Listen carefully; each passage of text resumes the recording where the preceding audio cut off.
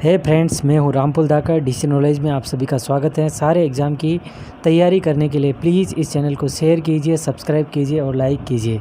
चलिए स्टार्ट करते हैं आज का नॉलेज। हेलो दोस्तों, आज का हमारा पहला क्वेश्चन है।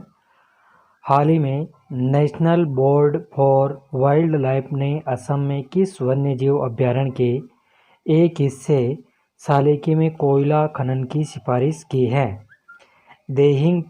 ए है देहिंग पटकाई वन्यजीव अभ्यारण्य, बी है काजीरंगा नेशनल पार्क, सी है मानस नेशनल पार्क और डी है पोबीटोरा वन्यजीव अभ्यारण्य। इसमें अपना ए आंसर सही है, देहिंग पटकाई वन्यजीव अभ्यारण्य। इसमें अभी national board for wild life ने कोयले खनन के लिए सिफारिश की है। दोस्तों, देहिंग पटकाई वन्यजीव अभ्यारण्य है, इसको पूर्व का अमेजन भी कहा जाता है, क्योंकि यहाँ पे जो वन है वो सघन वन है और वर्षा वन है।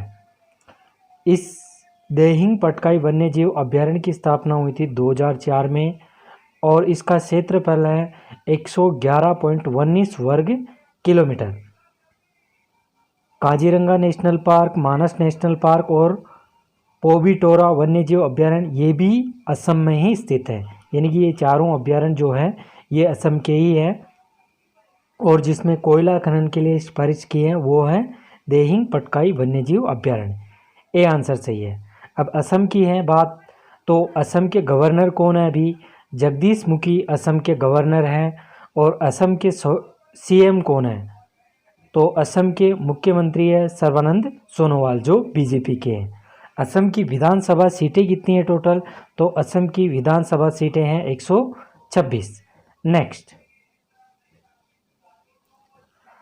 कृषि कल्याण अभियान के तीसरे चरण में किसानों की आय दोगुनी करने के लिए कितने किसानों को शिक्षित किया जाएगा?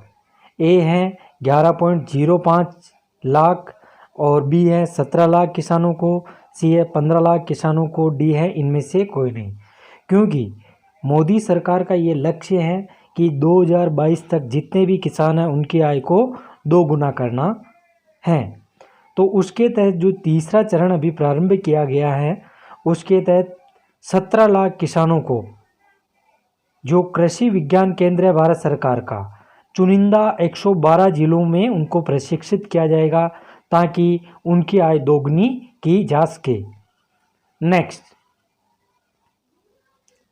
हाल ही में मोबाइल वायरोलॉजी रिसर्च एवं डायग्नोस्टिक लेबोरेटरी का उद्घाटन किसने किया? तो ए है ऑप्शन नरेंद्र मोदी, बी है अमित शाह, सी है राजनाथ सिंह, डी है इनमें से कोई नहीं। तो हमारे जो अभी रक्षा मंत्री है राजनाथ सिंह, उन्होंने mobile virology research and diagnostic laboratory का उद्घाटन किया है हैदराबाद में। नेक्स्ट, हाल ही में किस राज्य पुलिस ने टेजर गन का उपयोग करना शुरू किया है, जो भारत में प्रथम राज्य है पुलिस है? ए राजस्थान, बी उत्तर प्रदेश, सी गुजरात, डी महाराष्ट्र। इसमें सी आंसर सही है, गुजरात राज्य की पुलिस ने टेजर गन का यूज करना शुरू किया है।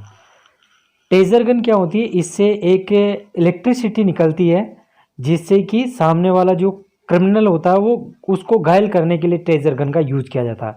विकसित देशों में ब्रिटेन, फ्रांस, अमेरिका में टेजर गन का यूज़ पहले ही किया जाता था, भारत में नहीं किया जाता है। तो जो गुजरात पुलिस है वो पहली पुलिस है भारत में जिसने टेजर गन का उपयोग शुरू किया है। अब यहाँ पे गुजरात की बात है, तो गुजरात की जो सीएम है उनका नाम क्या है? विजय रूपाणी। और वहाँ के गवर्नर हैं आचार्य देव विराट। और गुजरात की विधानसभा की सीटें हैं 182 182। और गुजरात की राजधानी कौन सी है दोस्तों? गांधीनगर। नेक्स्ट, आरबीआई के द्वारा ऑपरेशन ट्विस्ट के द्वारा कितने हजार करोड़ मूल्य की सरकारी प्रतिभूतियों की खरीद बिक्री की जाएगी? 5,000 करोड़ मूल्यों की सरकारी प्रतिभूतियों की खरीद बिक्री की जाएगी, बी है 10,000 करोड़, सी है 15,000 करोड़, डी है 20,000 करोड़। तो इसमें बी आंसर सही है, 10,000 करोड़ रुपए मूल्य की सरकारी प्रतिभूतियों की खरीदी और बिक्री की जाएगी ऑपरेशन ट्विस्ट के तहत। अब देखो दोस्तों, ऑपरेशन ट्विस्ट होता क्या है। जो अभी कोरोना वायरस के कारण अर्थव्यवस्था में जो शिथिलता आ रही है, यानी कि जो अर्थव्यवस्था मंदी के दौर में जा रही है, उसे उभारने के लिए जो आरबीआई द्वारा नीतियां अपनाई जाती हैं, उनमें से एक नीति है ऑपरेशन ट्विस्ट। इसमें आरबीआई द्वारा क्या किया जाएगा, 10,000 करोड़ रुपए की जो शॉर्ट टर्म प्रतिभूतियां उनको खरीदा जाएगा और उनको लॉन्ग टर्म जो प्रतिभूतियां होती है उनमें इन्वेस्ट कर दिया जाएगा। तो ये होता है ऑपरेशन ट्विस्ट। इसमें बी आंसर सही है दोस्तों। अपना अब आरबीआई की बात करते हैं दोस्तों। तो आरबीआई की स्थापना कब हुई थी? 1 अप्रैल 1935 को। और इसके गवर्नर कौन है अभी? तो शक्तिकांत दास अभी आरबीआई के गवर्नर हैं। और आरबीआई का हेडक्वार्टर कहाँ है? तो आरबीआई का हेडक्वार्टर है बम्बई में। हाल ही में किस संस्था ने वाइटल नाम से एक नया हाई प्रेशर वेंटिलेटर बनाया है? ए है इसरो, बी है नासा, सी है स्पेस एक्स और डी है रोसकॉस्मोस।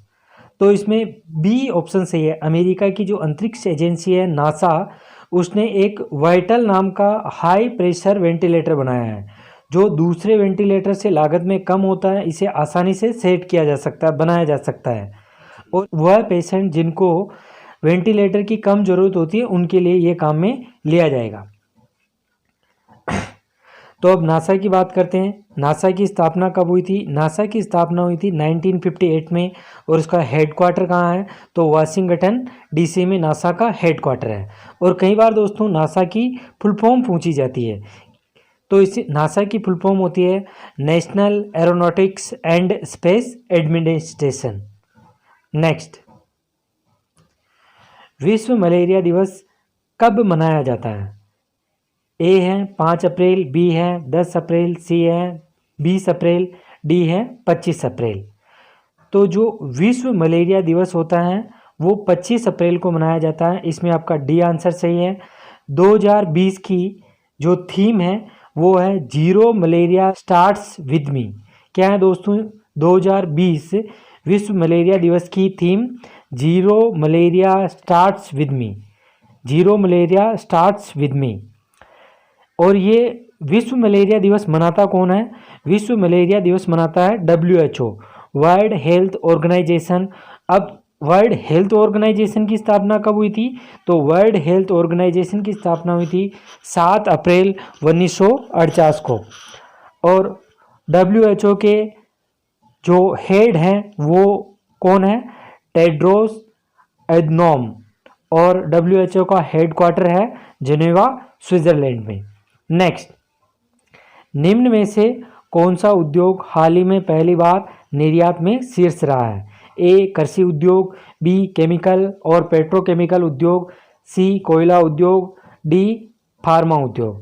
तो अभी कोरोना वायरस के चलते जो अभी निर्यात में पहली बार शीर्ष पर रहा है वो आपका बी आंसर सही है, केमिकल और पेट्रोकेमिकल। यानी कि टोटल जो निर्यात हुआ भारत का, उसमें से लगभग 15% केमिकल और पेट्रोकेमिकल पदार्थों का निर्यात हुआ है।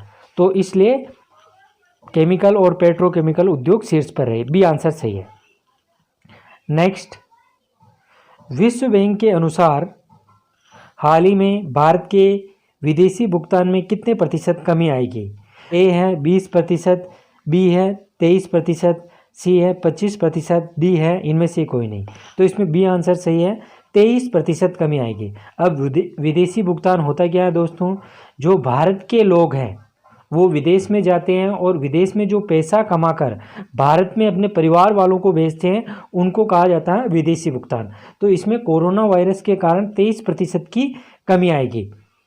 अब भारत में आने वाले विदेशी भुगतान में सबसे अधिक कहाँ से आता है? तो सबसे अधिक आता है USA से, उसके बाद में आता है UAE से, यूनाइटेड अरब अमीरात, और तीसरे नंबर पर सऊदी अरब से भारत में विदेशी भुगतान आता है। तो वर्ल्ड बैंक के अनुसार भारत का जो विदेशी भुगतान है वो 83 बिलियन US डॉलर से घटकर 64 बिलियन US डॉलर रह जाएगा।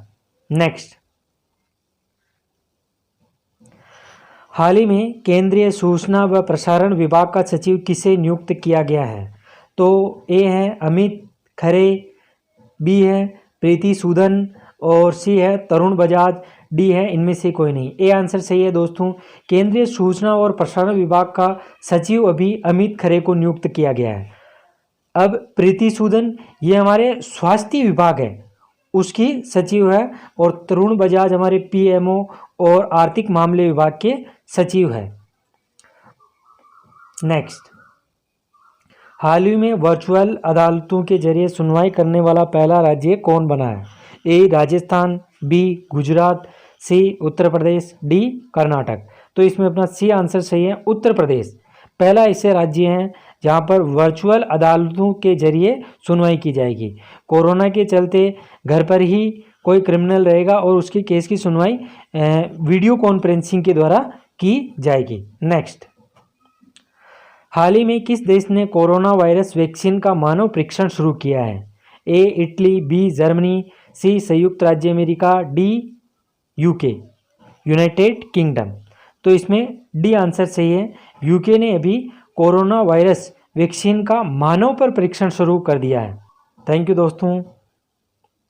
ये वीडियो लेट इसलिए डल रही है दोस्तों क्योंकि नेट की परेशानी थी तो मैं अपलोड नहीं कर पाया था। Thank you.